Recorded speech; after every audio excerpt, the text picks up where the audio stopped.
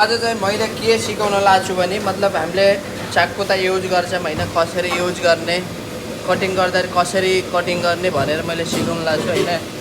अब कसैले यहाँ समातेर कटिङ गर्नुहुन्छ होइन, कसैले यहाँ समात्नुहुन्छ, कसैले यस्तो गर्नुहुन्छ होइन, यो चाहिँ गलत हो।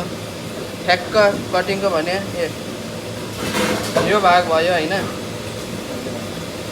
ठ्याक्कै अब यता पनि बराबर भयो नि, हेर्न सक्नुहुन्छ है। ठ्याक्क अनि यस्तो गरेर यसलाई चाहिँ यहाँ समात्ने। अनि यहाँ काट्दाखेरि कसरी काट्ने भनेपछि कसरी काट्ने भनेपछि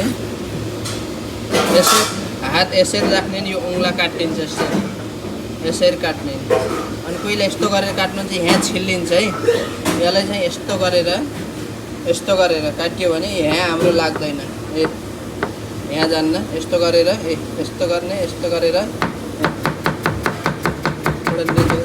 यस्तो गरेर